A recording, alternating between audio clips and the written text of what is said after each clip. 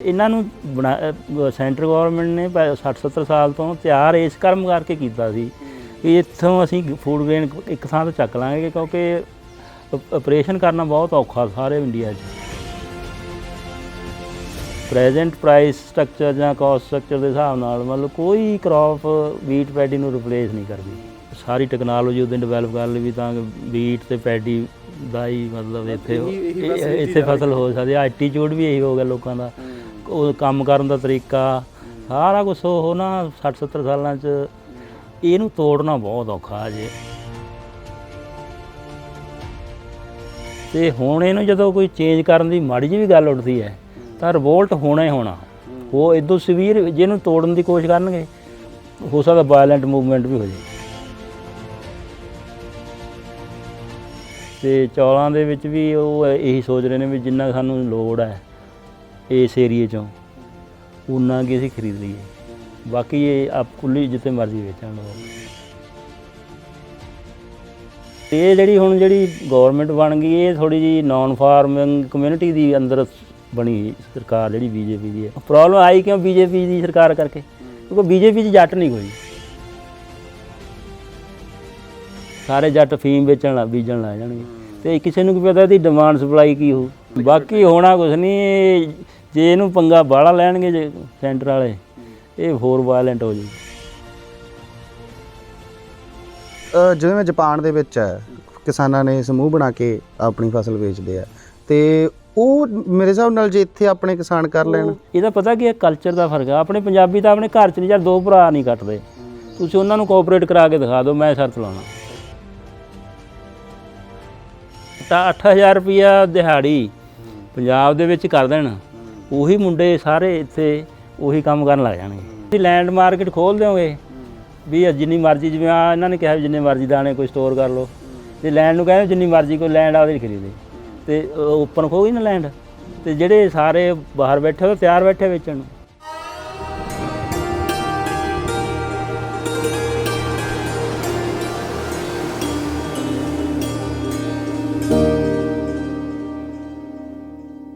ਸਤਿ ਸ਼੍ਰੀ ਅਕਾਲ ਦੋਸਤੋ। ਪੰਜਾਬ ਦੀ ਜਿਹੜੀ ਖੇਤੀਬਾੜੀ ਹੈ ਉਸ ਦੇ ਵਿੱਚ ਪਿਛਲੇ ਲੰਬੇ ਸਮੇਂ ਤੋਂ ਲਗਾਤਾਰ ਬਦਲਾਅ ਆ ਰਿਹਾ ਹੈ। ਪਹਿਲਾਂ ਆਪਾਂ ਵੱਖੋ ਵੱਖਰੀਆਂ ਫਸਲਾਂ ਲਾਉਂਦੇ ਸੀ, ਪਰ ਹੁਣ ਲਗਭਗ ਕਣਕ ਅਤੇ ਝੋਨਾ ਜਿਹੜੀ ਸਾਡੀ ਹੈ ਮੁੱਖ ਫਸਲ ਹੋ ਗਈ ਹੈ। ਹੌਲੀ ਹੌਲੀ ਹੁਣ ਆਪਾਂ ਦੇਖ ਰਹੇ ਹਾਂ ਪਿਛਲੇ ਕੁਝ ਸਾਲਾਂ ਤੋਂ ਜਾਂ ਪਿਛਲੇ ਸਾਲ ਖਾਸ ਕਰਕੇ ਹੋਰ ਵੱਡੇ ਬਦਲਾਅ ਆਏ ਕਿ ਕਿੱਦਾਂ ਦਾ ਮੰਡੀਕਰਨ ਹੋਊਗਾ ਪੰਜਾਬ ਦੀਆਂ ਫਸਲਾਂ ਦਾ। ਅਤੇ ਹੁਣ ਵੀ ਆਪਣੇ ਜਿਹੜੇ ਕਿਸਾਨ ਆ ਉਹਨਾਂ ਨੂੰ ਡਰ ਹੈ ਕਿ ਇਸ ਵਾਰ ਪਤਾ ਨਹੀਂ ਕਣਕ ਚੱਕਣਗੇ, ਪਤਾ ਨਹੀਂ ਨਾ ਅਗਲੀ ਵਾਰ ਝੋਨਾ ਜਿਹੜੀ ਸਰਕਾਰ ਆ ਉਹ ਚੱਕੂ, ਪਤਾ ਨਹੀਂ ਨਾ। ਖੇਤੀਬਾੜੀ ਦਾ ਕੀ ਭਵਿੱਖ ਹੋ ਸਕਦਾ ਹੈ, ਇਹਦੇ ਬਾਰੇ ਅਸੀਂ ਅੱਜ ਗੱਲਬਾਤ ਕਰਾਂਗੇ। ਸਾਡੇ ਨਾਲ ਨੇ ਡਾਕਟਰ ਜਗਰੂਪ ਸਿੰਘ ਸਿੱਧੂ, ਜਿਹੜੇ ਕਿ ਖੇਤੀਬਾੜੀ ਯੂਨੀਵਰਸਿਟੀ ਤੋਂ ਰਿਟਾਇਰਡ ਨੇ ਅਤੇ ਉੱਥੇ ਅਰਥ ਵਿਗਿਆਨੀ ਰਹੇ ਆ, ਅਤੇ ਉਹਨਾਂ ਨੇ ਚੰਗੀਆਂ ਖੋਜਾਂ ਕੀਤੀਆਂ, ਅਤੇ ਇਸ ਮੁੱਦੇ 'ਤੇ ਉਹਨਾਂ ਨਾਲ ਖਾਸ ਗੱਲਬਾਤ ਕਰਾਂਗੇ। ਡਾਕਟਰ ਸਾਹਿਬ ਸਤਿ ਸ਼੍ਰੀ ਅਕਾਲ ਜੀ। ਬਹੁਤ ਸਵਾਗਤ ਹੈ ਜੀ। ਡਾਕਟਰ ਸਾਹਿਬ, ਜਿਵੇਂ ਮੈਂ ਪਹਿਲਾਂ ਗੱਲਬਾਤ ਕਰੀ ਜਾਂਦਾ ਸੀਗਾ ਕਿ ਬੜੇ ਬਦਲਾਅ ਜਿਹੇ ਆਏ ਆ ਹੈ ਨਾ ਪਿੱਛੇ ਜੇ ਕਈ ਦਿਨਾਂ ਤੋਂ ਲੈ ਕੇ ਹੁਣ ਪਿਛਲੇ ਸਾਲ ਤਾਂ ਖਾਸਾ ਹੀ ਆ ਗਿਆ। ਤੁਸੀਂ ਕੀ ਭਵਿੱਖ ਦੇਖਦੇ ਹੋ? ਤੁਹਾਨੂੰ ਕੀ ਲੱਗਦਾ ਵੀ ਪੰਜਾਬ ਦੀ ਖੇਤੀਬਾੜੀ ਕਿਵੇਂ ਹੋ? ਕਿਉਂਕਿ ਕਿਸਾਨ ਡਰੇ ਹੋਏ ਆ ਕਿਤੇ ਨਾ ਕਿਤੇ ਜਾ ਕੇ, ਹਾਲਾਂਕਿ ਅੰਦੋਲਨ ਚੱਲੀ ਜਾਂਦਾ ਫਿਰ ਵੀ।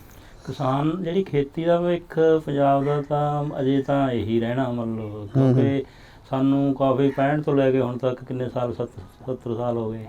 ਇਹ ਸਾਰਾ ਵੀ ਪਹਿਲਾਂ ਗੌਰਮੈਂਟ ਨੂੰ ਰਿਕੁਆਇਰਮੈਂਟ ਸੀ ਇਹਦੀ ਫੂਡ ਗ੍ਰੇਨ ਕਰਕੇ, ਫੂਡ ਸਿਕਿਉਰਿਟੀ ਕਰਕੇ, ਉਹਦੇ ਕਰਕੇ ਸੈਂਟਰ ਨੇ ਇੱਕ ਪੌਕਟ ਜਿਹਦੇ ਵੈਸਟਰਨ ਯੂਪੀ, ਪੰਜਾਬ, ਹਰਿਆਣਾ ਇਹਨੂੰ ਸਿਲੈਕਟ ਕਰਕੇ ਇੱਥੇ ਕੰਸਨਟਰੇਟ ਕਰ ਲਈਏ ਵੀਟ ਅਤੇ ਪੈਡੀ। ਹਾਂਜੀ। ਅਤੇ ਸਪੋਰਟ ਪ੍ਰਾਈਜ਼ ਦਿੱਤਾ, ਸਾਰਾ ਕੁਛ ਇਹਨੂੰ ਫੈਸਿਲਿਟੀਆਂ ਦੇ ਕੇ ਲੋਕਾਂ ਨੇ ਉਹਦੇ ਮੁਤਾਬਕ ਹੌਲੀ ਹੌਲੀ ਆਪਣੀਆਂ ਸਾਰੀਆਂ ਜ਼ਮੀਨ, ਸਾਰੇ ਟੈਕਨੋਲੋਜੀ, ਆਪਦਾ ਐਟੀਟਿਊਡ ਸਭ ਕੁਛ ਉਹਦੇ ਮੁਤਾਬਕ ਢਾਲ ਲਿਆ ਸੀ 70 ਸਾਲ 'ਚ। ਸਹੀ ਗੱਲ ਹੈ ਜੀ। ਇੱਕ ਤਰ੍ਹਾਂ ਦੀ ਇੱਕ ਪੀੜ੍ਹੀ ਲੰਘ ਗਈ ਹੈ ਨਾ। ਟਿੱਬੇ ਸੀ ਕਿੱਡੇ ਸਾਰੇ ਚੱਕ ਕੇ ਪੱਧਰ ਕਰ ਲਏ, ਪੱਧਰ ਕਰਕੇ ਉਹਨੂੰ ਇਸ ਤਰ੍ਹਾਂ ਦੀ ਜ਼ਮੀਨ ਬਣਾ ਲਈ ਵੀ ਲੈਵਲ ਕਰਕੇ, ਵੀ ਤਾਂ ਕਿ ਸਾਰੀ ਟੈਕਨੋਲੋਜੀ ਉਹਦੇ ਡਿਵੈਲਪ ਕਰ ਲਈ ਵੀ ਤਾਂ ਕਿ ਵੀਟ ਅਤੇ ਪੈਡੀ ਦਾ ਹੀ ਮਤਲਬ ਇਹੀ ਬਸ ਵੀ ਚੀਜ਼ ਹੋ ਸਕਦੀ। ਐਟੀਟਿਊਡ ਵੀ ਇਹੀ ਹੋ ਗਿਆ ਲੋਕਾਂ ਦਾ, ਉਹ ਕੰਮ ਕਰਨ ਦਾ ਤਰੀਕਾ ਸਾਰਾ ਕੁਛ ਉਹ ਨਾ 60-70 ਸਾਲਾਂ 'ਚ ਇਹਨੂੰ ਤੋੜਨਾ ਬਹੁਤ ਔਖਾ ਅਜੇ। ਮਤਲਬ ਮੇਰੇ ਹਿਸਾਬ ਨਾਲ ਵੀ ਲਾਸਟ ਡਰੋਪ ਪਾਣੀ ਪੂਣ ਜਿਹੜਾ ਕਹਿੰਦੇ ਪਾਣੀ ਘੱਟ ਜ਼ੋਰ ਕਰ ਜ਼ੋਰ,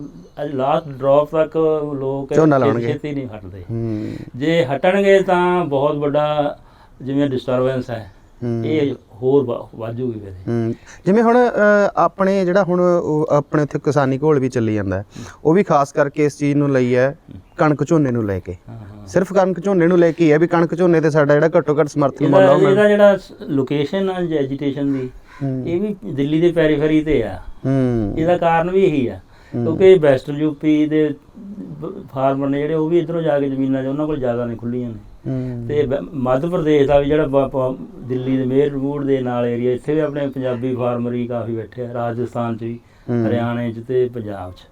ਤੇ ਇੱਥੇ ਇਹ ਮਾਰਕੀਟ ਸਰਪਲਸ ਜਨਰੇਟ ਕਰਦੇ। ਇਹਨਾਂ ਨੂੰ ਸੈਂਟਰ ਗਵਰਨਮੈਂਟ ਨੇ 60-70 ਸਾਲ ਤੋਂ ਤਿਆਰ ਇਸ ਕੰਮ ਕਰਕੇ ਕੀਤਾ ਸੀ ਵੀ ਇੱਥੋਂ ਅਸੀਂ ਫੂਡ ਗ੍ਰੇਨ ਇੱਕ ਥਾਂ ਤੋਂ ਚੱਕ ਲਾਂਗੇ, ਕਿਉਂਕਿ ਆਪਰੇਸ਼ਨ ਕਰਨਾ ਬਹੁਤ ਔਖਾ ਸਾਰੇ ਇੰਡੀਆ 'ਚ। ਬਿਲਕੁਲ ਜੀ। ਉਹਨਾਂ ਨੇ ਮਤਲਬ ਜਿੰਨੇ ਉਹਨਾਂ ਨੂੰ ਫੂਡ ਗ੍ਰੇਨ ਚਾਹੀਦੇ ਸੀ ਪੀਡੀਐਫ ਵਾਸਤੇ ਜਾਂ ਫੂਡ ਸਿਕਿਉਰਿਟੀ ਵਾਸਤੇ, ਬਫਰ ਸਟਾਕ ਵਾਸਤੇ, ਉਹ ਕੰਸੈਂਟਰੇਸ਼ਨ ਥੋੜ੍ਹੇ ਜਿਹੇ ਏਰੀਏ 'ਚੋਂ ਕੀਤਾ ਸੀ ਇਹ। ਅੱਛਾ, ਜਿਹੜਾ ਆਪਣਾ ਉੱਤਰ ਵਾਲਾ ਇਲਾਕਾ ਲਗਭਗ, ਉਹ ਉਸ ਕਰਕੇ ਹੁਣ ਉਸੇ ਹਿਸਾਬ ਨਾਲ ਗੌਰਮੈਂਟ ਦੀਆਂ ਪਾਲਿਸੀਆਂ ਨਾਲ ਇਹ ਢਲ ਗਿਆ, ਸਾਰਾ ਕੁਛ ਉਹਦੇ ਮੁਤਾਬਕ ਢਲ ਗਿਆ। ਤੇ ਹੁਣ ਇਹਨੂੰ ਜਦੋਂ ਕੋਈ ਚੇਂਜ ਕਰਨ ਦੀ ਮਾੜੀ ਜਿਹੀ ਵੀ ਗੱਲ ਉੱਠਦੀ ਹੈ ਤਾਂ ਰਿਵੋਲਟ ਹੋਣਾ ਹੀ ਹੋਣਾ। ਉਹ ਇਦੋਂ ਸਵੀਰ ਜਿਹਨੂੰ ਤੋੜਨ ਦੀ ਕੋਸ਼ਿਸ਼ ਕਰਨਗੇ, ਹੋ ਸਕਦਾ ਵਾਇਲੈਂਟ ਮੂਵਮੈਂਟ ਵੀ ਹੋ ਜੇ। ਬਿਲਕੁਲ ਇਹਦਾ ਮਤਲਬ ਇੱਥੇ ਇਹ ਖਤਰਾ ਹੈ ਕਿਉਂਕਿ ਹੋਰ ਕੁਝ ਕਰ ਨਹੀਂ ਸਕਣਾ ਜੱਟਾਂ ਨੇ, ਤੇ ਉਹਨਾਂ ਦੀ ਰੋਜੀ ਰੋਟੀ ਦਾ ਸਵਾਲ ਬਣ ਜਾਣਾ, ਤੇ ਫਿਰ ਉਹਦੇ ਖਾਤਰ ਕੁਝ ਵੀ ਹੋ ਸਕਦਾ। ਇਹ ਤੁਹਾਨੂੰ ਕੀ ਲੱਗਦਾ ਜੀ, ਇਹ ਕਿਸਾਨੀ ਘੋਲ ਕਿੱਥੋਂ ਕੁ ਤੱਕ ਜਾਊਗਾ? ਕਿਸਾਨੀ ਘੋਲ ਕਿਤੇ ਵੀ ਤੱਕ ਜਾ ਸਕਦਾ, ਲੇਕਿਨ ਜੇ ਤਾਂ ਗੌਰਮੈਂਟ, ਸੈਂਟਰ ਗੌਰਮੈਂਟ ਨੇ ਆਪਦੇ ਥੋੜ੍ਹੇ ਜਿਹਾ ਐਟੀਟਿਊਡ ਬਦਲ ਲਿਆ, ਇਹਨਾਂ ਚੀਜ਼ ਨੂੰ ਅੰਡਰਸਟੈਂਡ ਕਰ ਲਿਆ। ਉਹ ਲੋਕ ਉੱਥੇ ਜਿਹੜੇ ਬੈਠੇ ਆ ਉਹਨਾਂ ਨੂੰ ਇਹਨਾਂ ਚੀਜ਼ਾਂ ਦਾ ਪਤਾ ਨਹੀਂ, ਇਹ ਚੀਜ਼ਾਂ ਦਾ ਤੇ ਬੇਸਿਕ ਸਟਰਕਚਰ ਦਾ ਨਹੀਂ ਪਤਾ ਵੀ ਇਹ ਕੀ ਚੱਕਰ ਹੈ। ਉਹ ਚਾਹੁੰਦੇ ਵੀ ਅਸੀਂ ਜਿਵੇਂ ਉਵੇਂ ਵੀ ਹੁਣ ਜੇ ਥੋੜ੍ਹੀ ਜਿਹੀ ਸਰਪਲਸ ਹੋ ਗਈ, ਸਰਪਲਸ ਦੇ ਹੋਰ ਵੀ ਹੱਲ ਹੈਗੇ, ਨਾ ਕਿ ਤੁਸੀਂ ਮਤਲਬ ਜੱਟਾਂ ਨੂੰ ਵਰਨੇਬਲ ਕਰਦੇ ਹੋ। ਹੁਣ ਜਿਵੇਂ ਮੈਂ ਤੈਨੂੰ ਪਹਿਲਾਂ ਵੀ ਦੱਸਿਆ ਸੀ ਵੀ ਇਹਨਾਂ ਦਾ ਜਿਹੜਾ ਲੈਂਡ ਰਿਕਾਰਡ ਵਗੈਰਾ ਲੈਣ ਦੀ ਇਹਨਾਂ ਦੀ ਸਕੀਮ ਹੈ, ਇਹਨਾਂ ਨੇ ਕਈ ਸਟੇਟਾਂ 'ਚ ਕਰਤਾ ਵੀ 5 ਏਕੜ ਤੱਕ ਅਸੀਂ ਖਰੀਦਾਂਗੇ। 5 ਏਕੜ ਦੇ ਵੀ ਮਤਲਬ ਪ੍ਰੋਡਕਟੀਵਿਟੀ 15 ਕੁਆਂਟਲ ਜਾਂ 20 16 ਕੁਆਂਟਲ ਜੀ ਨਹੀਂ, ਉਹ ਬਹੁਤ ਦੂਜੇ 10 ਕੁਆਂਟਲ ਹੁੰਦੀ ਆ, ਆਪਣੇ ਤਾਂ 20 ਕੁਆਂਟਲ ਤੋਂ ਉੱਪਰ ਚਲੀ ਜਾਂਦੇ ਵੀਟ ਫਾਲੀਗਰਾ। ਇਹਨਾਂ ਨੇ ਫਿਰ ਜਾਣਾ ਵੀ 15 ਕੁਆਂਟਲ 75 ਕੁਆਂਟਲ ਇੱਕ ਜੱਟ ਤੋਂ ਲਵਾਂਗੇ, ਬਾਕੀ ਉਹ ਜਿੱਥੇ ਮਰਜ਼ੀ ਵਿੱਚ। ਉਸੇ ਖਤਰੇ 'ਚ ਹੀ ਸਾਰਾ ਕੁਛ ਚੱਲ ਰਿਹਾ। ਝੋਨੇ ਦੀ ਉਦੋਂ ਵੀ ਜ਼ਿਆਦਾ ਪ੍ਰੋਡਕਸ਼ਨ ਹੈ, ਤੇ ਚੌਲਾਂ ਦੇ ਵਿੱਚ ਵੀ ਉਹ ਇਹੀ ਸੋਚ ਰਹੇ ਨੇ ਵੀ ਜਿੰਨਾ ਸਾਨੂੰ ਲੋੜ ਹੈ ਇਸ ਏਰੀਏ 'ਚੋਂ ਉਨਾ ਕਿ ਅਸੀਂ ਖਰੀਦ ਲਈਏ, ਬਾਕੀ ਇਹ ਆਪ ਖੁੱਲੀ ਜਿੱਥੇ ਮਰਜ਼ੀ ਵੇਚਣ ਲੋਕ। ਤੇ ਸਾਨੂੰ ਇਹ ਪਹਿਲਾਂ ਸਾਰੀ 70 ਸਾਲਾਂ 'ਚ ਇਹਨਾਂ ਨੇ 60-70 ਸਾਲਾਂ 'ਚ ਸਾਡਾ ਮਤਲਬ ਦਿਮਾਗ ਇਸ ਤਰ੍ਹਾਂ ਬਣਾਤਾ ਵੀ ਤੁਹਾਡੀ ਅਸੀਂ ਆਹ ਵੀ ਪੈਦਾ ਕਰੋ, ਸਾਡੇ ਵਾਸਤੇ ਦਿਓ ਤੇ ਅਸੀਂ ਤੁਹਾਡੀ ਸ਼ੋਰ ਚੱਕਾਂਗੇ। ਉਹ ਸਾਨੂੰ ਉਸ ਬ੍ਰੇਕ ਨੂੰ ਸਿਸਟਮ ਨੂੰ ਬ੍ਰੇਕ ਕਦੋਂ ਵੀ ਕਰਨਗੇ, ਮਤਲਬ ਲੜਨ ਮੌਤ ਦਾ ਕੰਮ ਇਹ ਹੋਊਗਾ। ਤੁਹਾਨੂੰ ਕਿਵੇਂ ਲੱਗਦਾ ਇਹਦਾ ਮਤਲਬ ਫਿਰ ਜਿਹੜਾ ਹਰਾ ਇਨਕਲਾਬ ਹੈ ਉਹ ਸਾਡੇ ਲਈ ਚੰਗਾ ਸੀ ਕਿ ਮਾੜਾ ਸੀ? ਕਿਉਂਕਿ ਨਹੀਂ, ਚੰਗਾ ਵੀ ਸੀ, ਚੰਗਾ ਮਾੜਾ ਵੀ ਨਹੀਂ ਸੀ, ਚੰਗਾ ਵੀ ਸੀ। ਅੱਛਾ, ਚੰਗਾ ਆਇਆ ਵੀ ਆਪਣੀ ਮਤਲਬ ਰਿਲੇਟਿਵਲੀ ਜਿਹੜੀ ਇਨਕਮ ਹੈ ਪੰਜਾਬ ਦੀ, ਉਹਦੇ 'ਚ ਸ਼ੋਰਟ ਇਨਕਮ ਕਰਕੇ ਤੇ ਸਾਰੇ ਇੰਡੀਆ ਨਾਲੋਂ ਮਤਲਬ ਫਿਰ ਵੀ ਆਪਣੇ ਕਿਸਾਨ ਖੁਸ਼ਹਾਲ ਨੇ। ਜੇ ਤੁਸੀਂ ਦੂਜੇ ਸਟੇਟਾਂ ਦੇ ਵਿਚਾਰਿਆਂ ਦਾ ਬੜਾ ਮਾੜਾ ਹਾਲ, ਚਾਹੇ ਫਸਲਾਂ ਕੋਈ ਵੀ ਬੀਜਦੇ ਆ। ਸਾਡੇ ਸ਼ੋਰਟ ਇਨਕਮ ਹੈਗੀ ਆ ਐਜ਼ ਪ੍ਰੈਜੈਂਟ ਕ੍ਰੋਪਿੰਗ ਪੈਟਰਨ ਦੇ ਵਿੱਚ ਵੀ ਬਥੇਰੇ ਅਸੀਂ ਡਿਪਾਰਟਮੈਂਟ ਦੇ ਵਿੱਚ ਲੀਨੀਅਰ ਪ੍ਰੋਗਰਾਮ ਲਾ ਦੇਖੇ ਵੀ ਉਹ ਫਸਲ ਆ ਜੇ, ਉਹ ਫਸਲ ਆ ਜੇ, ਉਹ ਫਸਲ ਆ ਜੇ। ਐਸ ਅਜੇ ਵੀ ਤਾਂ ਹੁਣ ਵੀ ਪ੍ਰੈਜੈਂਟ ਪ੍ਰਾਈਸ ਸਟਰਕਚਰ ਜਾਂ ਕਾਸਟ ਸਟਰਕਚਰ ਦੇ ਹਿਸਾਬ ਨਾਲ ਮਤਲਬ ਕੋਈ ਕ੍ਰੌਪ ਵੀਟ ਪੈਡੀ ਨੂੰ ਰਿਪਲੇਸ ਨਹੀਂ ਕਰਦੀ, ਚਾਹੇ ਜ਼ੋਰ ਲਾ ਲੈਣ, ਜਿੰਨੀ ਮਰਜ਼ੀ ਡਿਵਰਸੀਫਿਕੇਸ਼ਨ ਦਾ ਰੌਲਾ ਪਾਈ ਜਾਂ ਨਹੀਂ ਹੁੰਦੀ। ਨਹੀਂ ਹੋਣੀ। ਇਹਦਾ ਕਾਰਨ ਕੀ ਹੈ ਵੀ ਆਪਾਂ ਨੂੰ ਮਸ਼ੀਨਾਂ ਦਾ ਸੁਭਾਅ ਪੈ ਗਿਆ ਤੇ ਹੱਥੀਂ ਕੰਮ ਕਰਨ ਦਾ ਨਹੀਂ ਪਿਆ? ਉਹਦੇ ਨਾਲ ਸਾਰਾ ਕੁਝ ਲੈਂਡ ਉੱਦਾਂ ਹੀ ਤਿਆਰ ਕਰ ਲਈ, ਤੇ ਲੈਂਡ ਤਿਆਰ ਕਰ ਲਈ, ਜਿਹੜੀ ਮੋਟਰਾਂ ਟੈਕਨੋਲੋਜੀ, ਇਰੀਗੇਸ਼ਨ ਦੀ, ਵੀਡੀਸਾਈਡ ਦੀ, ਹਾਰਵੈਸਟਿੰਗ ਦੀ, ਇਹ ਸਾਰੀਆਂ ਚੀਜ਼ਾਂ ਉਹਦੇ ਮੁਤਾਬਕ ਢਾਲ ਲਈਆਂ ਸੀ। ਉਹਦੇ ਮੁਤਾਬਕ ਹੀ ਅਸੀਂ ਆਪਣੇ ਆਪ ਕਲਚਰ ਢਾਲ ਲਿਆ ਵੀ ਕੰਮ ਅਸੀਂ ਫਿਜ਼ੀਕਲ ਵਰਕ ਨਹੀਂ ਕਰ ਸਕਦਾ, ਸਾਡੇ ਕੋਲ ਟਰੈਕਟਰ ਹੈਗੇ ਆ। ਹੁਣ ਜੇ ਫਿਜ਼ੀਕਲ ਪੈਡੀ ਦੀ ਟਰਾਂਸਪਲਾਂਟੇਸ਼ਨ ਵੀ ਸੌਖੀ ਹੋ ਗਈ, ਜਿਵੇਂ ਟਰੈਕਟਰ ਨਾਲ, ਉਹ ਵੀ ਜੱਟ ਚਾਹੁੰਦੇ ਵੀ ਛੇਤੀ ਹੋ ਜੇ ਤਾਂ ਕਿ ਅਸੀਂ ਜਮੀ ਵਿਹਲੇ ਹੋਈਏ। ਅਸੀਂ ਇੱਕ ਫਸਲ ਬੀਜਿਆ ਕਰੀਏ ਮਸ਼ੀਨਰੀ ਨਾਲ ਤੇ ਉਹਦਾ ਕੱਟ ਕੇ ਕੰਬਾਈਨ ਨਾਲ ਕੱਟ ਲਿਆ ਕਰੀਏ। ਹਾਂ ਬਿਲਕੁਲ। ਤੇ ਜਿਹੜਾ ਜੱਟਾਂ ਦਾ ਦੂਜੀ ਕਮਿੰਗ ਜਨਰੇਸ਼ਨ ਆ, ਇਹ ਹੁਣ ਇੱਥੋਂ ਆਪਣੇ ਆਪ ਨਿਕਲ ਜਾਣਗੀਆਂ, ਕਿਉਂਕਿ ਪਿੰਡਾਂ ਦੇ ਵਿੱਚ ਇੱਕ ਵੀ ਘਰ ਨਹੀਂ ਜੱਟਾਂ ਦਾ ਜਿਹੜਾ ਬਾਹਰ ਨਹੀਂ ਬੱਚੇ ਭੇਜ ਰਿਹਾ। ਉਹ ਤਾਂ ਉਸ ਕਰਕੇ ਖਤਮ ਆ। ਉਸ ਕਰਕੇ ਜਿਹੜਾ ਜਿਹੜੇ ਪੁਰਾਣੇ ਜੱਟ ਬੈਠੇ ਆ, ਉਹ ਐ ਉਹਨਾਂ ਨੂੰ ਵੀ ਸਾਨੂੰ ਬਿਨਾਂ ਫਿਜ਼ੀਕਲ ਲੇਬਰ ਤੋਂ ਇੱਦਾਂ ਦਾ ਸਾਰਾ ਕੁਝ ਸੈੱਟ ਹੋ ਜੇ ਜਦੋਂ ਉਹਨੂੰ ਡਿਸਟਰਬ ਕਰਨਗੇ ਇਹ, ਉਹ ਪੋਸੀਬਲ ਨਹੀਂ ਹੈ, ਉਹ ਲੋਕ ਮਰ ਜਾਣਗੇ, ਮਤਲਬ ਉਹਨੂੰ ਚੇਂਜ ਨਹੀਂ ਕਰ ਸਕਦੇ। ਬਿਲਕੁਲ ਬਿਲਕੁਲ। ਇਹ ਗਵਰਨਮੈਂਟ ਨੂੰ ਸਮਝਣਾ ਚਾਹੀਦਾ ਵੀ ਇਸ ਖਿੱਤੇ ਨੂੰ ਜਿੱਥੇ ਜਿਹੜਾ ਬਾਹਰਲਾ ਬਾਕੀ ਸਾਰਾ ਸਟੇਟ ਨੇ ਜਿਹੜੇ ਸਾਰੇ ਐਗਰੀਕਲਚਰ ਦੇ ਇੰਡੀਆ ਦੇ, ਉੱਥੇ ਕੋਈ ਵੀ ਤੁਸੀਂ ਸਿਸਟਮ ਲਾਗੂ ਕਰ ਸਕਦਾ ਅਜੇ, ਉਹ ਕਿਉਂਕਿ ਅਜੇ ਫਿਜ਼ੀਕਲ ਕੰਮ ਕਰਦੇ ਲੋਕ, ਉੱਥੇ ਸਬਜ਼ੀਆਂ ਗਰੋ ਕਰ ਲਓ, ਉਹਨਾਂ ਦੇ ਜਿਹੜੀਆਂ ਜਿਹੜਾ ਕਾਰਪੋਰੇਟ ਵਰਡ ਉਹਨਾਂ ਨੂੰ ਇਕੱਠਾ ਕਰਕੇ ਉਹਨਾਂ ਨੂੰ ਉੱਥੇ ਲੇਬਰ ਦੀ ਤਰ੍ਹਾਂ ਕੰਮ ਕਰਾ ਕੇ ਜਾਂ ਟੈਕਨੋਲੋਜੀ ਇੰਪਰੂਵਡ ਕਰਾ ਦੂਜੀਆਂ ਕ੍ਰੋਪਾਂ 'ਚ ਵੀ ਲਿਆ ਸਕਦੇ ਨੇ। ਪੰਜਾਬ 'ਚ ਨਹੀਂ ਕਰ ਸਕਦੇ। ਪੰਜਾਬ 'ਚ ਤਾਂ ਗ੍ਰੀਨ ਹਾਊਸ ਲਾ ਕੇ ਕਹਿ ਦਿਓ ਵੀ ਤੁਸੀਂ ਸਾਡੇ ਇੱਥੇ ਕੰਮ ਕਰ ਲਓ, ਅਸੀਂ ਮੈਂ ਸ਼ਰਤ ਲਾਉਣ ਨਹੀਂ ਕਰਦਾ ਕੋਈ। ਬਿਲਕੁਲ। ਇਹਨੂੰ ਹੁਣ ਇਹ ਜਿਹੜੀ ਇੱਕ ਵਾਰੀ ਆਦਤ ਤੁਸੀਂ ਪਾਤੀ 60-70 ਸਾਲਾਂ 'ਚ, ਇਹ ਜਾਂ ਤਾਂ ਮਰਨਗੇ। ਬਿਲਕੁਲ। ਇਹ ਤੁਹਾਨੂੰ ਐ ਨਹੀਂ ਲੱਗਦਾ ਜੀ ਕੋਈ ਤਕੜੀ ਤਰਕੀਬ ਹੈ, ਇਹਨਾਂ ਦੀ ਪਲੈਨਿੰਗ ਹੈ ਵੀ ਜਿਹੜੇ ਕਿਸਾਨ ਹੈ ਜਾਂ ਪੰਜਾਬ ਦੇ ਲਾ ਲਓ, ਖਾਸ ਕਰਕੇ ਪੰਜਾਬ ਦੇ ਬਾਹਰ ਜਾਂਦੇ ਆ ਮੁੰਡੇ, ਵੀ ਉਹਨਾਂ ਨੂੰ ਇੱਥੋਂ ਕੱਢਿਆ ਜਾਵੇ ਤੇ ਜ਼ਮੀਨਾਂ ਖਾਲੀ ਹੋਣ, ਕਿਉਂਕਿ ਜਿੰਨੇ ਕਿਸਾਨ ਉੱਥੇ ਧਰਨਿਆਂ ਤੇ ਬੈਠੇ ਆ। ਕੱਢਣ ਦੀ ਗੱਲ ਨਹੀਂ ਹੈਗੀ, ਕੱਢਣ ਦੀ ਗੱਲ ਨਹੀਂ ਹੈਗੀ, ਸਿਸਟਮ ਹੀ ਇਹੋ ਜਿਹਾ ਕ੍ਰੀਏਟ ਕਰ ਲਿਆ, ਸਿਸਟਮ ਇਹੋ ਜਿਹਾ ਹੋ ਗਿਆ ਵੀ ਉਹ ਲੋਕ ਇਹਦੇ ਨਾਲ ਹੁਣ ਜਿਹੜੀ ਆਪਣੇ ਜੱਟ ਨੇ ਆਪਣੇ ਹਾਲਾਂਕਿ ਬਥੇਰੇ ਸਾਰੇ ਨੂੰ ਬੈਟਰ ਨੇ ਰਿਲੇਟਿਵਲੀ ਅਗਲੇ ਸਟੇਟਾਂ 'ਚ। ਬਿਲਕੁਲ ਬਿਲਕੁਲ। ਉਹਦੇ ਨਾਲ ਨਹੀਂ ਸੈਟੀਸਫਾਈਡ, ਕਿਉਂਕਿ ਉਹ ਦੇ ਸਟਾਰਟ ਉਹਨਾਂ ਨੇ ਕੰਪੇਅਰ ਕਰਨ ਲੱਗ ਗਏ ਕੈਨੇਡਾ ਅਮਰੀਕਾ ਦੀ ਆਮਦਨ ਨਾਲ। ਉੱਥੇ ਜਿਹੜੀ ਲੇਬਰ ਆ ਮਤਲਬ ਹੁਣ ਆਸਟ੍ਰੇਲੀਆ 'ਚ $21 ਘੰਟੇ ਦੀ ਹੈ, 8 ਘੰਟੇ 'ਚ $170 ਮੁੰਡੇ ਨੂੰ ਮਿਲ ਜਾਂਦੇ, ਜਿਹੜਾ ਉਹ ਨਾਲ ਉਹ ਐਂ ਵੀ ਇੰਨਾ ਫਿਜ਼ੀਕਲ ਕੰਮ ਔਖਾ ਨਹੀਂ ਜਿੰਨਾ ਉਰੇ ਹੈ। ਉਹਦੇ ਨਾਲ ਥੋੜੀ ਟੈਕਨੋਲੋਜੀ ਹੁੰਦੀ, ਜਿਵੇਂ ਘਰ ਦਾ ਕੰਮ ਵੀ ਕਰਨਾ, ਕੋਈ ਵੀ ਕੰਮ, ਟੈਕਸੀ ਚਲਾਉਣਾ, ਟਰੱਕ ਚਲਾਉਣਾ, ਉਹਨੂੰ 60,000 ਰੁਪਏ ਡੇਲੀ ਦਾ ਬਣ ਜਾਣਾ। ਉਹਦੇ ਵਿੱਚ ਉਹਦਾ ਖਰਚ ਥੋੜਾ ਜਿਹਾ $10-15 ਮਸਾਂ ਆਉਂਦੇ ਆ, ਸਮਝੇ ਨਾ। ਉਹ ਉਸ ਇਨਕਮ ਨੂੰ ਕੰਪੇਅਰ ਕਰਦਾ ਇਹਦੇ ਨਾਲ। ਜਦੋਂ ਮਾਈਗ੍ਰੇਸ਼ਨ ਹੁੰਦੀ ਹੈ, ਉਹਦੀ ਜਿਹੜੀ ਇਨਕਮ ਡਿਫਰੈਂਸ਼ੀਅਲ ਹੁੰਦਾ, ਫਰਕ ਹੁੰਦਾ ਇਨਕਮ ਦਾ, ਉਹ ਦੇਖਦੇ ਆ ਵੀ ਕਿੰਨਾ। ਬਿਲਕੁਲ ਬਿਲਕੁਲ।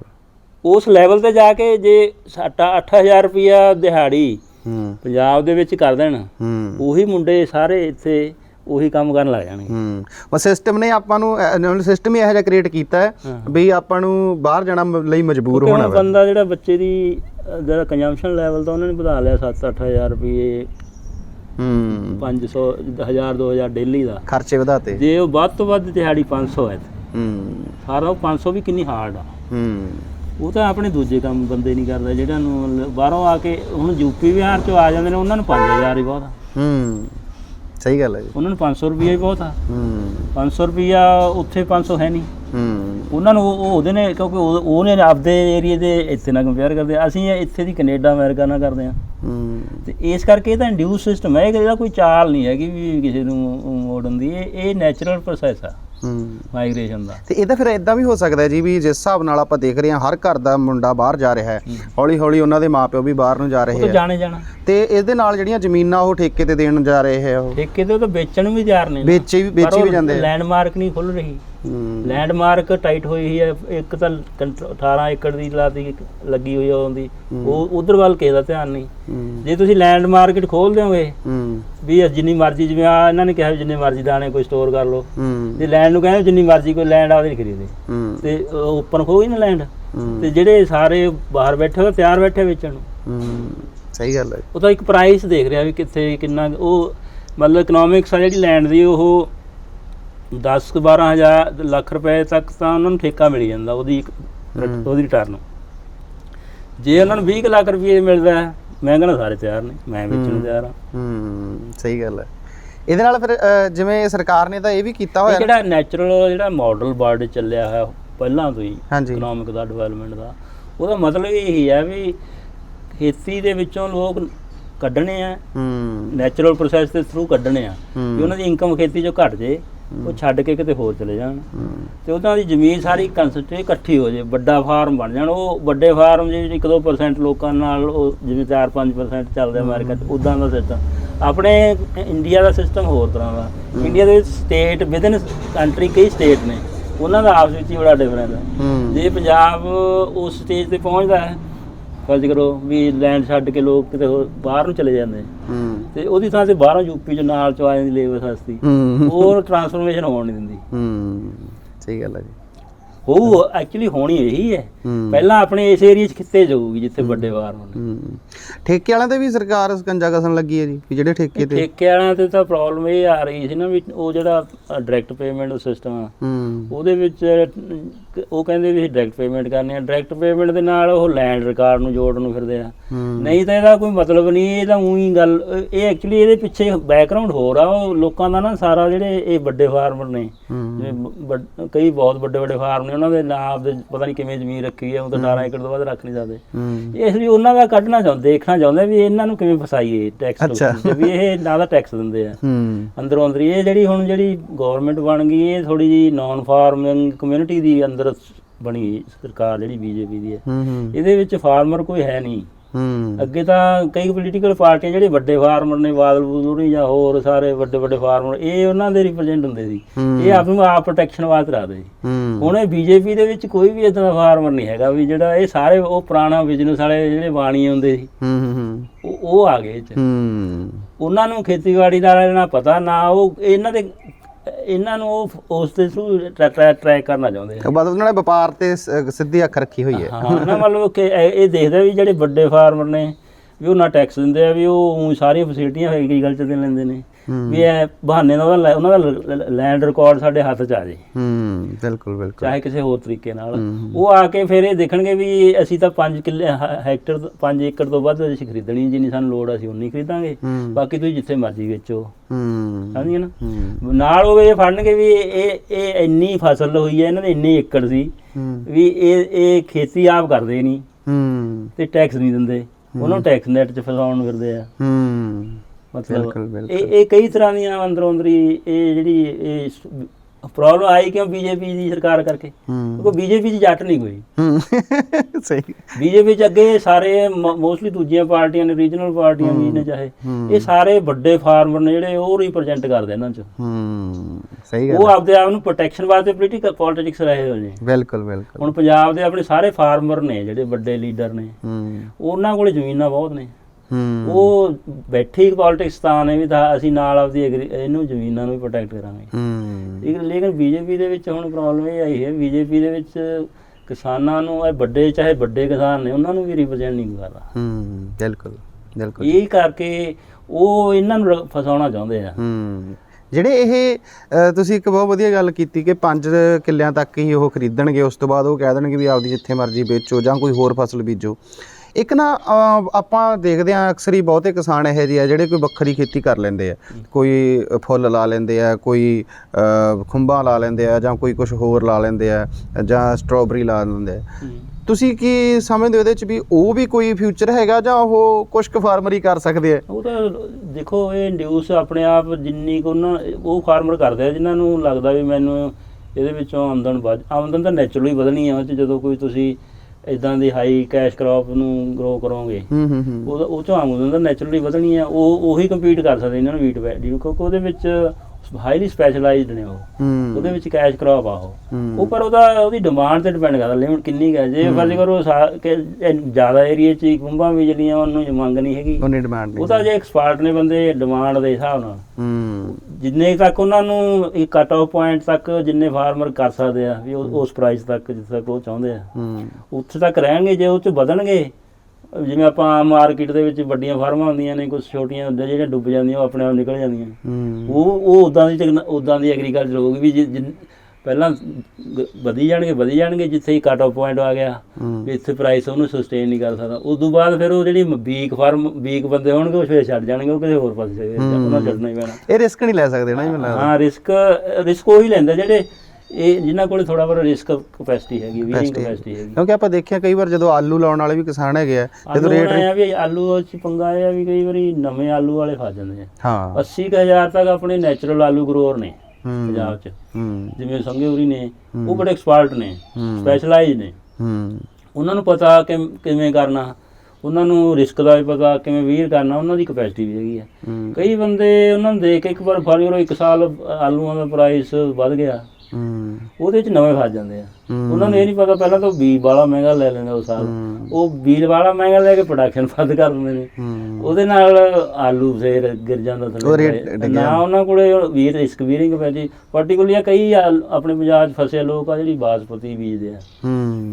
ਉਹ ਕੀ ਕਰਦੇ ਵੀ ਪਹਿਲਾਂ ਸ਼ਾਰਟ ਡਿਊਰੇਸ਼ਨ ਬਾਸਪਤੀ ਪਹਿਲੇ ਬੀਜਦੇ ਜੂਨ 'ਚ, ਉਹ ਜਾ ਕੇ ਸਤੰਬਰ 'ਚ ਪੱਕ ਲੈਂਦੀ ਆ, ਸਤੰਬਰ 'ਚ ਆਲੂ ਬੀਜਦੇ ਨੇ, ਦਸੰਬਰ 'ਚ ਆਲੂ ਪੱਟ ਕੇ ਛੋਟੇ ਉਹ ਜਿਹੜੇ ਹੁੰਦੇ ਨਵੀਂ ਕ੍ਰੌਪ ਆਉਂਦੀ ਉਦੋਂ ਮਹਿੰਗੇ ਹੁੰਦੇ, ਉਦੋਂ ਵੇਚਦੇ ਨੇ। ਉਦੋਂ ਬਾਅਦ ਫਿਰ ਬੀਟ ਹੋਈ ਜਾਂਦੇ ਆ। ਹੂੰ ਇਹ ਜੇ ਉਹ 'ਚ ਕਈ ਵਾਰ ਫਿਰ ਜਦੋਂ ਉਹ 'ਚ ਉਹਦਾ ਵੀ ਇੱਕ ਲੈਵਲ ਆ ਵੀ ਇੰਨੇ ਕੁ ਹੈਕਟੇਅਰ ਤੱਕ ਜ਼ਿਆਦਾ ਜਿਵੇਂ ਮੱਕੀ ਐ ਸਪਰਿੰਗ ਮੇਜ ਆ ਉਹਦੀ ਵੀ ਪ੍ਰੋਬਲਮਾਂ ਨੇ। ਉਹ ਲੋਕ ਹੁਣ ਕਾਫੀ ਲੋਕ ਉਹ 'ਚ ਆਉਣ ਲੱਗ ਗਏ। ਉਹ 'ਚ ਪਤਾ ਕੀ ਕਰਨ ਲੱਗ ਗਏ ਲੋਕ, ਉਹਨੂੰ ਪਕਾਉਂਦੇ ਹੀ ਨਹੀਂ। ਅੱਛਾ। ਉਹਦੀ ਪੱਕਣ ਦੀ ਪ੍ਰੋਬਲਮ ਸੀ ਉਦੋਂ। ਜੇ ਤਾਂ ਉਹ ਫਰਵਰੀ 'ਚ ਪਹਿਲਾਂ ਵੀ ਤੇ ਠੰਡ 'ਚ ਉਹ ਜਰਮੀਨੇਟ ਨਹੀਂ ਹੁੰਦੀ। ਜੇ ਥੋੜੀ ਲੇਟ ਹੋ ਗਈ ਤਾਂ ਜੂਨ ਦਾ ਮੀਂਹ ਖਰਾਬ ਕਰ ਦਿੰਦਾ ਉਹਨੂੰ। ਹੁਣ ਲੋਕਾਂ ਨੇ ਕੀ ਕੀਤਾ, ਹੁਣ ਡੇਅਰੀ ਨਾਲ ਕੰਟੈਕਸ਼ਨ ਹੋ ਗਿਆ ਇਹਦਾ। ਅੱਛਾ। ਹੁਣ ਜਿੰਨਾ ਏਰੀਆ ਸਾਰੇ 'ਚ ਮੱਕੀ ਹੋ ਰਹੀ ਹੈ, ਜਿਹੜੀ ਸਪਰਿੰਗ ਮੇਜ ਆ ਉਹ ਇੰਨੀ ਭਾਰੀ ਮੱਕੀ ਬੀਜਦੇ ਆ ਜਿਹੜੀ ਗ੍ਰੀਨ, ਵਿੱਚ ਹੀ ਛੱਲੀਆਂ 4-4 ਲੱਗੀਆਂ ਹੁੰਦੀਆਂ ਨੇ। ਉਹ ਫਿਰ ਇਕੱਠੀ ਉਹ ਡੇਅਰੀ ਫਾਰਮ 4 ਪਾ ਲੈਂਦੇ ਨੇ, ਉਹਨਾਂ ਨੂੰ ਉਹ ਲੈ ਜਾਂਦੇ, ਬਹੁਤ ਮਹਿੰਗੀ ਵਿਕਦੀ ਆ। ਹੁਣ ਲੋਕਾਂ ਨੇ ਇਹ ਕੰਮ ਸ਼ੁਰੂ ਕਰ ਲਿਆ ਕਈਆਂ ਨੇ, ਪਰ ਉਹਦਾ ਵੀ ਇੱਕ ਥ੍ਰੈਸ਼ਹੋਲਡ ਆ। ਜਦੋਂ ਉਸ ਤੋਂ ਬਾਅਦ ਏਰੀਆ ਵੱਧ ਜੂ ਫਿਰ ਉਹਦਾ ਵੀ ਹਾਲ ਹੋ ਜੂ। ਫਿਰ ਕੋਈ ਇਨੋਵੇਟਿਵ ਫਾਰਮਰ ਹੁੰਦੇ ਥੋੜੇ ਜਿਹੇ, ਜਦੋਂ ਫਿਰ ਉਹ ਇੱਕ ਥ੍ਰੈਸ਼ਹੋਲਡ ਤੋਂ ਗਾਹਾਂ ਲੰਘ ਜਾਂਦੇ ਆ, ਉਹਦਾ ਸਕੋਪ ਉਹਨਾਂ ਕੀ ਰਹਿ ਜਾਂਦਾ ਫਿਰ। ਹੁਣ ਬਹੁਤ ਮੈਂ ਦੇਖਿਆ ਵੀ ਲੋਕ ਕਹਿੰਦੇ ਨੇ ਬੜੀ ਵਧੀਆ ਚੱਲ ਰਹੀ ਹੈ ਜੀ, ਉਹ ਗਰੀਨ ਵਿੱਚ ਹੀ ਛੱਲੀਆਂ ਵੱਢ ਕੇ ਉਹ 4 ਪਾ ਲੈਂਦੇ ਨੇ, ਲੋਕ ਆਪ ਹੀ ਲੈ ਜਾਂਦੇ ਨੇ। ਬਿਲਕੁਲ। ਤੇ ਵੱਡੇ ਡੇਅਰੀ ਫਾਰਮ ਜਿਹੜੇ ਉਹ ਕਈ ਕੰਪਨੀਆਂ ਬਣੀਆਂ 4 ਪਾਉਣ ਵਾਲੀਆਂ, ਉਹ ਡੇਅਰੀ ਫਾਰਮਾਂ ਨੂੰ ਮਤਲਬ ਬਣਿਆ 4 ਬਿਲਕੁਲ। ਪਰ ਉਹਦਾ ਵੀ ਇੱਕ ਟਰਨਿੰਗ ਪੁਆਇੰਟ ਆਊਗਾ ਵੀ ਉਦੋਂ ਬਾਅਦ ਜਦੋਂ ਏਰੀਆ ਵੱਧ ਜਾਣਾ। ਬਿਲਕੁਲ ਇਹ ਚੀਜ਼ ਆ, ਜਿਵੇਂ ਕਣਕ ਤੇ ਝੋਨੇ ਦਾ ਏਰੀਆ ਵਧਣ ਕਰਕੇ ਹੋਇਆ। ਤੇ ਇੱਕ ਕਣਕ ਦਾ ਝੋਨੇ ਦਾ ਹੋਰ ਚੀਜ਼ ਹੈ। ਕਣਕ ਦਾ ਝੋਨਾ ਕਾਫੀ ਵੱਡਾ ਏਰੀਆ ਸਸਟੇਨ ਕਰਦਾ ਤਾ, ਕਿਉਂਕਿ 60-70 ਮਿਲੀਅਨ ਟਨ ਤਾਂ ਇਹਨਾਂ ਨੂੰ ਫੂਡ ਗ੍ਰੇਨ ਵਾਸਤੇ ਚਾਹੀਦੀ ਹੈ। ਜ਼ਰੂਰੀ ਹੈ, ਉਹ ਤਾਂ ਜ਼ਰੂਰੀ ਬਫਰ ਸਟਾਕ ਵੀ ਰੱਖਣਾ।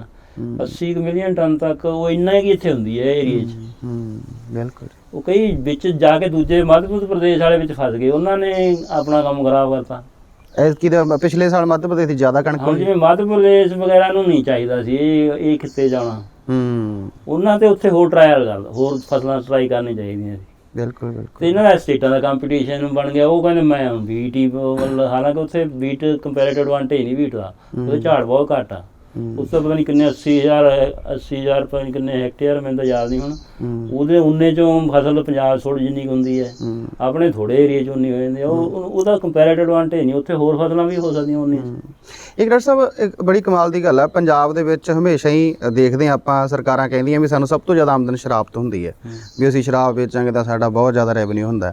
ਦੂਜੇ ਪਾਸੇ ਦੇਖਿਆ ਜਾਵੇ ਸ਼ਰਾਬ ਤੋਂ ਜ਼ਿਆਦਾ ਜਿਹੜਾ ਵਧੀਆ ਚੀਜ਼ ਹੈ ਉਹ ਜਿਹੜੀ ਕਿ ਦਵਾਈਆਂ 'ਚ ਵੀ ਪੈਂਦੀ ਆ, ਉਹ ਖਸਖਸ ਜਾਂ ਆਪਾਂ ਅਫੀਮ ਵਗੈਰਾ ਕਹਿ ਦਿੰਦੇ ਆ, ਉਹਦੇ 'ਚ ਕਿਸਾਨ ਨੂੰ ਸਿੱਧੇ ਤੌਰ ਤੇ ਫਾਇਦਾ ਹੋ ਸਕਦਾ। ਤੁਹਾਨੂੰ ਲੱਗਦਾ ਵੀ ਇਹਦੇ ਨਾਲ ਫਾਇਦਾ? ਦੋਨਾਂ 'ਚ ਹੀ ਫਾਇਦਾ। ਅੱਛਾ। ਹੁਣ ਜੇ ਹੁਣ ਇੱਥੇ ਫੈਕਟਰੀਆਂ ਸ਼ਰਾਬ ਦੀ ਮਤਲਬ ਗੰਨਾ ਹੁੰਦਾ ਸੀ, ਜਿਵੇਂ ਕਣਕ ਤੋਂ ਹੁੰਦੀਆਂ 20 ਚੌਲਾਂ ਤੋਂ ਜੋ ਮਰਜ਼ੀ ਬਣਾਈ ਜਾਓ, ਉਹ ਤਾਂ ਸ਼ਰਾਬ ਤੇ ਉਹ ਤਾਂ ਜਿਹੜਾ ਮਰਜ਼ੀ ਸੀਰੀਅਲ ਸ਼ਰਾਬ ਐ ਨਹੀਂ ਵੀ ਪੰਜਾਬ ਦੀ ਸ਼ਰਾਬ ਜਿਸ ਹਿਸਾਬ ਨਾਲ ਮਤਲਬ ਗਲਤ ਹੈ ਤੇ ਉਹ ਜ਼ਿਆਦਾ ਮਿਲਾਵਟ ਹੈ। ਮੈਨੂੰ ਲੱਗਦਾ ਸਿੱਧੇ ਤੌਰ ਤੇ ਫਾਰਮਰ ਨੂੰ ਫਾਇਦਾ ਨਹੀਂ। ਜੇ ਤੁਸੀਂ ਪ੍ਰੋਡਕਸ਼ਨ ਹੀ ਇੰਨੀ ਕਰ ਲਓਗੇ ਸਹੀ ਤਰੀਕੇ ਨਾਲ ਤਾਂ ਗੌਰਮੈਂਟ ਨੂੰ ਆਮਦਨ ਵਧੂ, ਨਾਲ ਜਿਹੜੀ ਵਾਧੂ ਝੋਨਾ ਕਣਕ ਹੈ ਇਹਦੀ ਸਾਰੀ 20 ਬਣਾ ਲਓ, 20 ਬਣਾ ਕੇ ਬਾਹਰਲੇ ਸਟੇਟਾਂ ਦੇ ਦਿਓ। ਜਿਹੜੇ ਨੇਤਾ ਇਹ ਕਹਿ ਰਹੇ ਆ ਜੀ ਵੀ ਅਫੀਮ ਦੀ ਖੇਤੀ ਵੀ ਕਾਮਯਾਬ ਹੋ ਸਕਦੀ ਹੈ। ਫੀਮ ਦੀ ਖੇਤੀ ਕਿਵੇਂ ਕਾਮਯਾਬ? ਜੇ ਸਾਰੇ 'ਚ ਫੀਮ ਵੇਚ ਦੋ ਬੀਟ ਵਾਲੀ ਤੇ ਉੱਥੇ ਇੰਨੀ ਫੀਮ ਖਾਊਗਾ ਹੁਣ। ਇਹ ਵੀ ਹੈ ਜੀ। ਉਹਦਾ ਪ੍ਰਾਈਸ ਕਿਵੇਂ ਰਹੂਗਾ ਫਿਰ? ਐਕਸਪੋਰਟ ਕੀਤੀ ਜਾ ਸਕਦੀ ਨਹੀਂ, ਐਕਸਪੋਰਟ ਤਾਂ ਬੈਨ, ਐਕਸਪੋਰਟ ਤਾਂ ਜਿੰਨੀ ਪਹਿਲਾਂ ਹੀ ਕਰਦੇ ਉਨੀ ਕਰਦੇ। ਐਕਸਪੋਰਟ ਇਹ ਚੀਜ਼ਾਂ ਇਹ ਤਾਂ ਡਰੱਗ 'ਚ ਆ ਜਾਂਦੀਆਂ ਨੇ। ਅਫਗਾਨਿਸਤਾਨ ਨੂੰ ਤਾਂ ਹੀ ਤਾਂ ਚਵਾ ਕੀਤਾ ਫੀਮ ਕਰਕੇ। ਇਹ ਫੀਮ ਹੀ ਬੀਜਣ ਲੱਗ ਗਏ ਸਾਰੀ। ਇਹਨੇ ਸਾਰਾ ਅਮਰੀਕਾ ਨੂੰ ਡਰੱਗ ਉੱਧਰ ਭੇਜਣ ਲੱਗਣ ਕਰਕੇ। ਇਹ ਤਾਂ ਪੁਰਾਣੀ ਹਿਸਟਰੀ ਆ। ਚਾਈਨਾ ਬ੍ਰਿਟਿਸ਼ ਜਦੋਂ ਆਪਣੇ ਇੰਡੀਆ 'ਚ ਆਏ ਨੇ ਉਦੋਂ ਚਾਈਨਾ 'ਚ ਸਾਰੇ ਡਰੱਗ ਹੀ ਇਹਨੇ ਅਡਿਕਟ ਕਰਤੇ ਸੀ ਬ੍ਰਿਟਿਸ਼ ਨੇ, ਕੰਪਨੀਆਂ ਨੇ। ਉੱਥੇ ਲੜਾਈਆਂ ਵੀ ਹੋਈਆਂ, ਇਹਨੂੰ ਓਪੀਅਮ ਵਾਰ ਕਹਿੰਦੇ ਆ ਚਾਈਨਾ 'ਚ। ਜਦੋਂ ਚਾਈਨਾ ਨੇ ਲੋਕਾਂ ਨੇ ਵਿਰੋਧ ਕੀਤਾ ਇਹਨਾਂ ਦੀ ਕੰਪਨੀਆਂ ਨੂੰ ਵੀ ਇੱਥੋਂ ਕਿਉਂ ਤੁਸੀਂ ਫੀਮ ਵੇਚ ਕੇ ਵੀ ਜਾ ਕੇ ਲੈ ਜਾਂਦੇ ਹੋ ਬਾਹਰ। ਉੱਥੇ ਲੜਾਈ ਹੋਈ, ਓਪੀਅਮ ਵਾਰ ਦੇ ਨਾਂ ਨਾਲ ਮਸ਼ਹੂਰ ਹੈ। ਉਹ ਇਹਨਾਂ ਨੇ ਆਰਮੀ ਭੇਜੀ ਆਪਦੀ ਓਪੀਅਮ ਨੂੰ ਬਚਾਉਣ ਵਾਸਤੇ, ਪ੍ਰੋਡਕਸ਼ਨ ਨੂੰ। ਬਿਲਕੁਲ।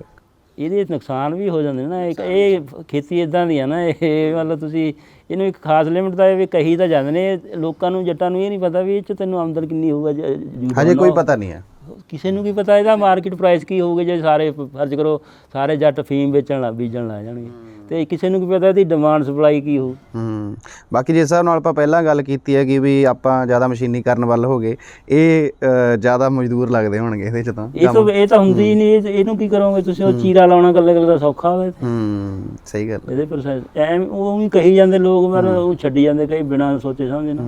ਮਤਲਬ ਇੱਥੇ ਤਾਂ ਮਤਲਬ ਇਹ 'ਚ ਕੋਈ ਸ਼ੱਕ ਨਹੀਂ, ਇਹ ਖਿੱਤਾ ਜਿਹੜਾ ਇਹ ਨਾ ਇਹਨੂੰ ਸਪੈਸ਼ਲਾਈਜ਼ ਜ਼ੋਨ ਬੀਟ ਪੈਡੀ ਦੇ ਰਹਿਣ ਦੇਣ। ਇਹਦੇ ਵਿੱਚ ਬੜੀ ਰਿਸਰਚ ਹੋ ਸਕਦੀ ਸੀ ਪਹਿਲਾਂ ਤੋਂ ਹੀ, ਜੇ ਅਸੀਂ ਪਾਣੀ ਬਚਾਓ ਦਾ ਜੋ ਝੋਨੇ ਨੂੰ ਹਟਾਉਣ ਦਾ ਨਾ ਕਹਿੰਦੇ, ਘਟਾਉਣ ਦਾ, ਹਾਂ, ਜਿਵੇਂ ਡਾਇਵਰਸੀਫਿਕੇਸ਼ਨ ਦਾ ਰੌਲਾ ਨਾ ਪਾਉਂਦੇ, ਹੁਣ ਨੂੰ ਝੋਨਿਆਂ ਦੀ ਸਮੱਸਿਆ ਵੀ ਹੱਲ ਹੋ ਜਾਣੀ ਸੀ। ਝੋਨਾ ਵੀ ਸੁੱਕੇ ਬੀਜਣ ਲੱਗ ਜਾਣਾ। ਹੁਣ ਥੋੜ੍ਹੇ ਚਿਰ ਦੇ ਚੱਲਿਆ ਕਿੰਨਾ ਏਰੀਆ ਬੀਜਣ ਲੱਗ ਗਿਆ। ਸਹੀ ਗੱਲ ਹੈ। ਅਤੇ ਵਰਾਇਟੀਆਂ ਇੰਨੀਆਂ ਆ ਗਈਆਂ ਛੋਟੀਆਂ ਛੋਟੀਆਂ ਜਿਹੜੀਆਂ ਕਿ ਤੁਸੀਂ 1 ਜੁਲਾਈ ਨੂੰ ਬੀਜ ਦਿਓ, ਜਦੋਂ ਮੀਂਹ ਪੈਂਦਾ ਅਤੇ ਪਾਣੀ ਦੀ ਲੋੜ ਹੀ ਨਹੀਂ ਪੈਂਦੀ। ਇਹ ਚੀਜ਼ਾਂ ਆਪਾਂ ਟੈਕਨੋਲੋਜੀ ਉਹਦੀ ਆ ਜਾਂਦੀ ਜੇ ਨਾ ਅਸੀਂ ਇਹਦੇ ਖਿਲਾਫ ਨਾ ਚੱਲਦੇ। ਮੈਚ ਤਾਂ ਜੌਲ ਉਹਨਾਂ ਦਾ ਵੀ ਇਹ ਵਿਰੋਧ ਕਰਦੇ ਰਹੇ ਸੀ ਵੀ ਇਹ ਡਾਇਵਰਸੀਫਿਕੇਸ਼ਨ ਦਾ ਗਲਤ ਕੰਸੈਪਟ ਹੈ, ਇਹ ਵੀ ਪਿੱਛੇ ਇਹਨਾਂ ਦੀ ਕੋਈ ਹੋਰ ਚਾਲ ਆ। ਹੁਣ ਨੂੰ ਅਸੀਂ ਰਾਈਸ ਦੀ ਸਮੱਸਿਆ ਹੱਲ ਕਰ ਲੈਣੀ, ਬਿਲਕੁਲ। ਹੁਣ ਅਸੀਂ ਬੀਡੀ ਸਾਈਡ ਦੀ ਸਮੱਸਿਆ ਕਰ ਲੈਣੀ, ਹੁਣ ਅਸੀਂ ਡਰਾਈ ਬੀਜਣ ਦੀ ਵੀ ਕਰ ਲੈਂਦੇ। ਡਾਇਵਰਸੀਫਿਕੇਸ਼ਨ ਪਿੱਛੇ ਲੱਗ ਕੇ ਆਪਾਂ ਉਹਦਾ ਉੱਧਰ ਧਿਆਨ ਨਹੀਂ ਦਿੱਤਾ। ਇੱਕ ਡਾਕਟਰ ਸਾਹਿਬ, ਜਿਵੇਂ ਜਾਪਾਨ ਦੇ ਵਿੱਚ ਹੈ, ਕਿਸਾਨਾਂ ਨੇ ਸਮੂਹ ਬਣਾ ਕੇ ਆਪਣੀ ਫਸਲ ਵੇਚਦੇ ਆ, ਤੇ ਉਹ ਮੇਰੇ ਹਿਸਾਬ ਨਾਲ ਜੇ ਇੱਥੇ ਆਪਣੇ ਕਿਸਾਨ ਕਰ ਲੈਣ, ਇਹ ਕਲਚਰ ਤੇ ਡਿਪੈਂਡ ਕਰਦਾ ਨਾ। ਇਹ ਜਿਹੜੀਆਂ ਕੋਆਪਰੇਸ਼ਨ ਆ ਨਾ, ਕੋਆਪਰੇਟਿਵ ਹੈ, ਉਹਨਾਂ ਕੰਟਰੀਆਂ 'ਚ ਹੀ ਸਕਸੈਸਫੁਲ ਹੋਈ ਆ ਜਿੱਥੇ ਲੋਕ ਕੋਆਪਰੇਟਿਵ ਨੇ।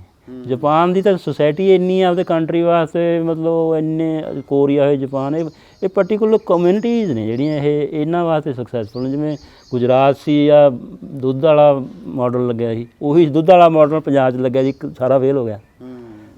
ਇਹਦਾ ਪਤਾ ਕੀ ਹੈ, ਕਲਚਰ ਦਾ ਫਰਕ ਆ। ਆਪਣੇ ਪੰਜਾਬੀ ਤਾਂ ਆਪਣੇ ਘਰ 'ਚ ਨਹੀਂ, ਯਾਰ 2 ਭਰਾ ਨਹੀਂ ਕੱਟਦੇ, ਤੁਸੀਂ ਉਹਨਾਂ ਨੂੰ ਕੋਆਪਰੇਟ ਕਰਾ ਕੇ ਦਿਖਾ ਦਿਓ, ਮੈਂ ਸ਼ਰਤ ਲਾਉਣਾ। ਸਹੀ ਗੱਲ ਹੈ। ਅਤੇ ਕੋਆਪਰੇਸ਼ਨ ਦਾ ਤਾਂ ਬਹੁਤ ਕੁਝ ਛੱਡਣਾ ਪੈਂਦਾ ਹੁੰਦਾ ਜੇ ਤੁਸੀਂ ਕੋਆਪਰੇਟ ਕਰਨਾ। ਪਿੰਡ ਦੇ ਵਿੱਚ ਜੀ ਆਪਣੇ ਇੱਕ ਫੈਮਿਲੀ ਦੇ ਵਿੱਚ ਕੋਈ ਇਕੱਠਾ ਨਹੀਂ ਰਹਿਣਾ ਚਾਹੁੰਦਾ, ਉਹ ਨਹੀਂ ਕੋਆਪਰੇਟ ਕਰਦਾ।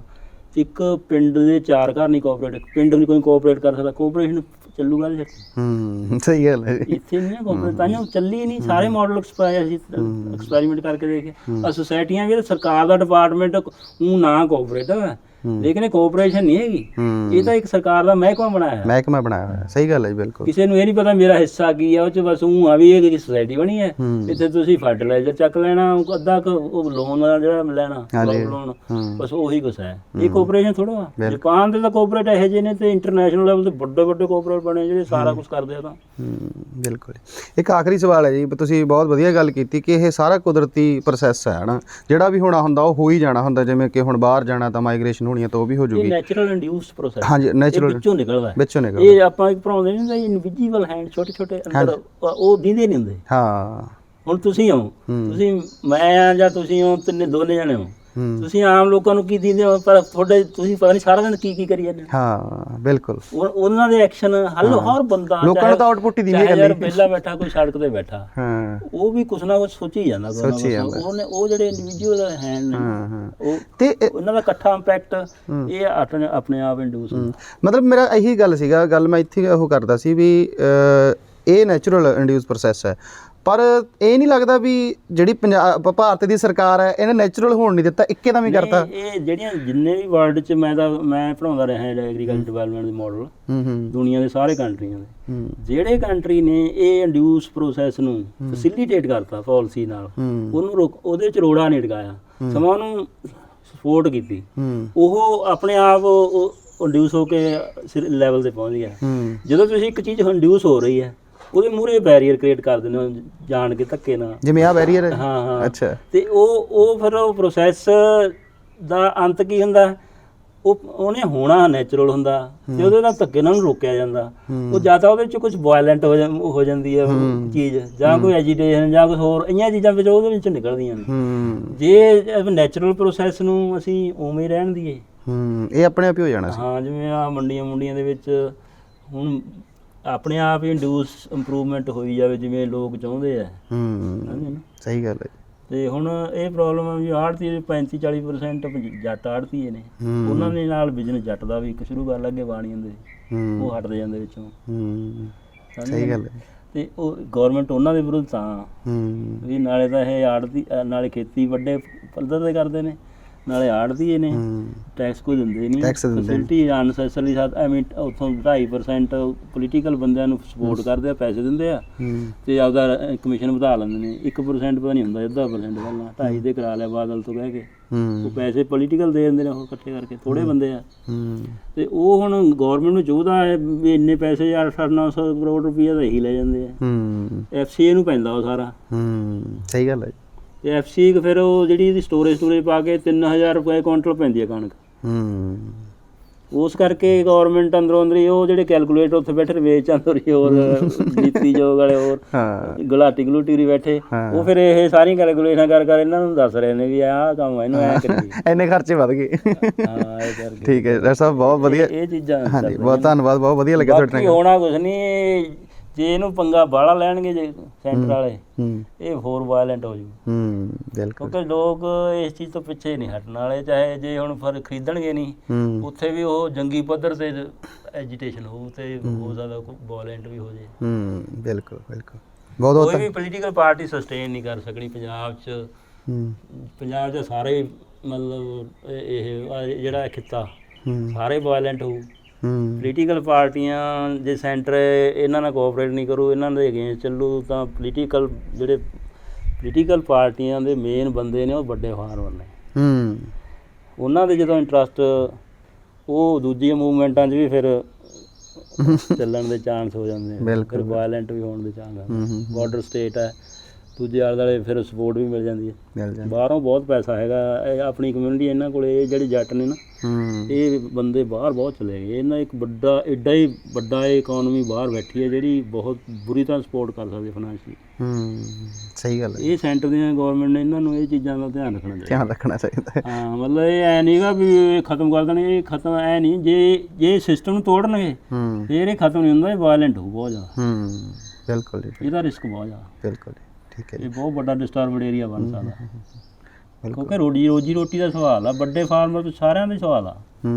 ਉਹ ਹੋਰ ਕੁਛ ਨਹੀਂ ਕਰ ਸਕਦੇ, ਮਰ ਜਾਣਗੇ ਪਰ ਨਹੀਂ ਕੁਛ ਕਰ ਸਕਦੇ। ਸਹੀ, ਇਹਨਾਂ ਨੂੰ ਕਹੋਗੇ ਤੁਸੀਂ ਇਹ ਸਿਸਟਮ ਨੂੰ ਤੋੜ ਦਿਓ।